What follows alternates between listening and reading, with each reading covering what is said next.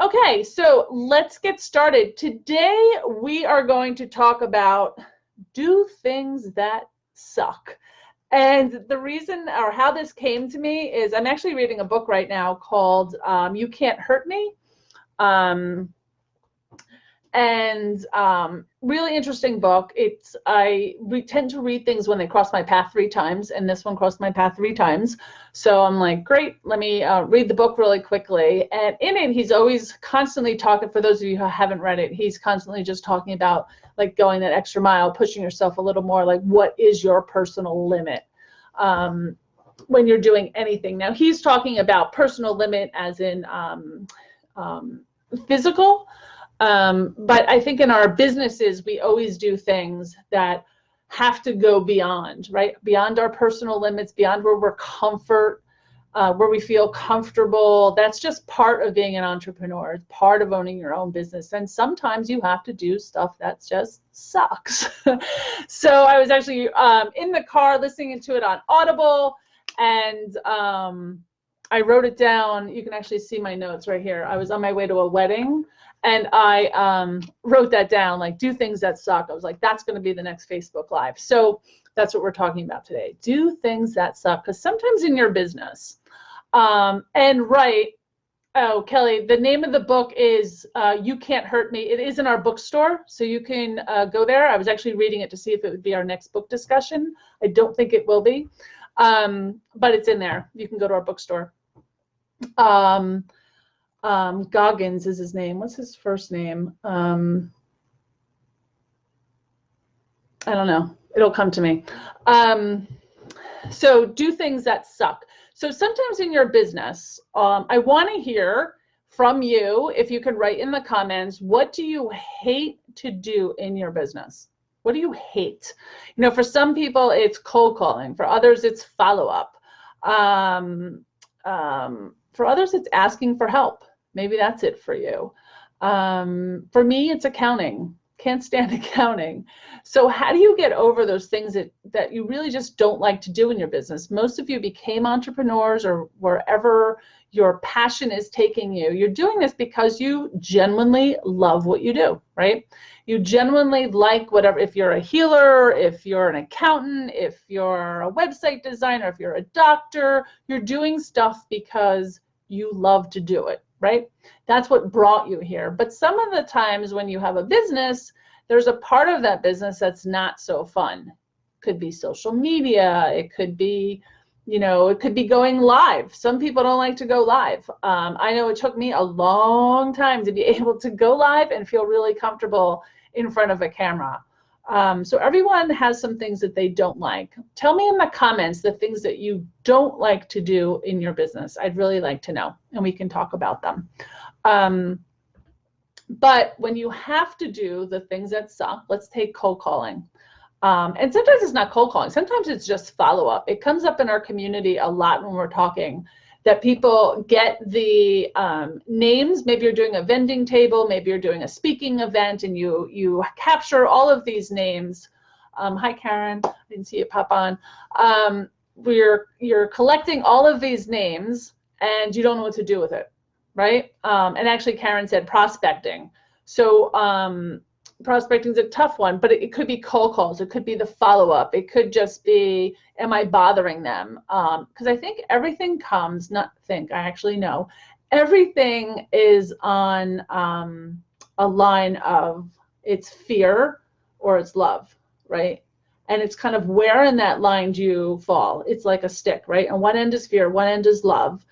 And where do you fall in the middle? So when you're all the way on that fear side, you kind of get stuck and you procrastinate and you don't do things.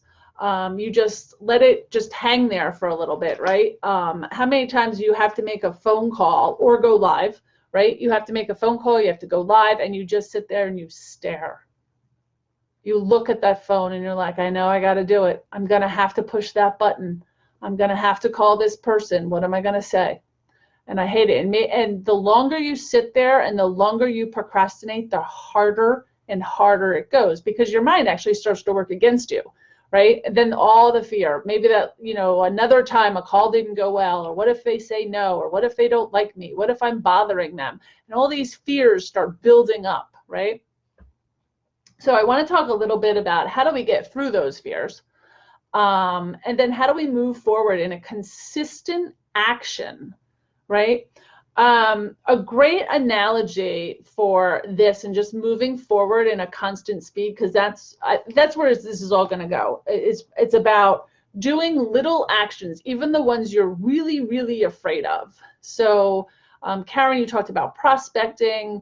Maybe in the beginning, you start prospecting by sending out an email.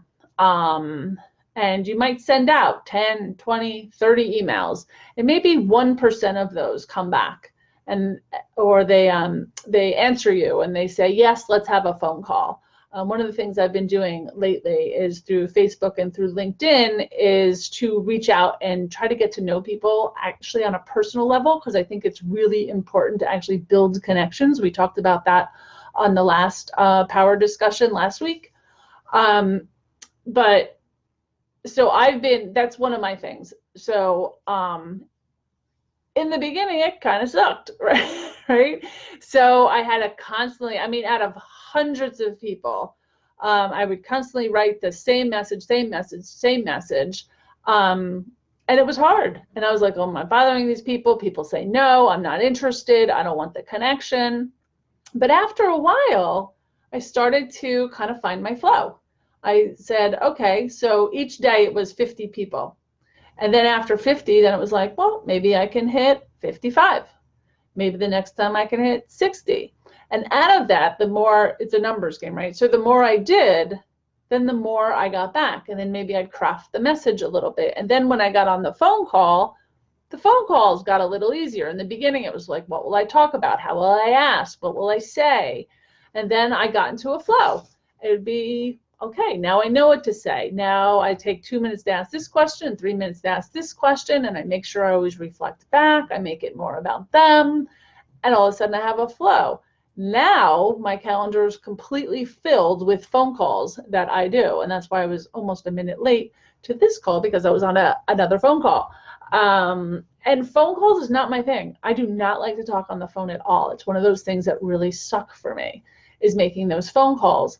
But the point is, when you do things that suck, eventually it gets a little easier and a little easier and a little easier. So it's upping your game by 1%, maybe 5%. But then the next time you get comfortable, it's 5% above that, right? And then you get up a little bit and it's 5% above that. And you get up a little higher and it's 5% above that. To eventually, this becomes what you do. It becomes your lifestyle. It becomes part of your momentum. So I'm always talking to our group and our community about making baby steps, small steps. A lot of times we look at that big picture, the whole thing, and we're like, oh my gosh, how am I going to get there? I can never get there. We're crippled in fear. We go all the way to the other side of the stick, right? We're crippled in fear because we're afraid of that big picture. We don't know how to get it. But maybe the first thing we need to do is just pick up the phone once, make that first call. And then we get some positive reinforcement, and then it's the next one. Another one is I can't stand writing. Writing is not my thing. I have learned a way of getting around writing, like doing Facebook Lives. But when I was originally working on my dissertation, I would just sit down and do 15 minutes a day. 15 minutes, just spend 15 minutes on it. And what would happen is as I started, the fear crippled me, but as I started, then I could just write for 15 minutes. And then maybe in 15 minutes, I'd have a better idea. And sometimes those 15 minutes would be a half an hour, it'd be 45 minutes, it would be an hour. And eventually I could sit down and I could work for half a day and just keep writing and researching, and it just kind of flowed. But every single time, those first 15 minutes was the hardest for me.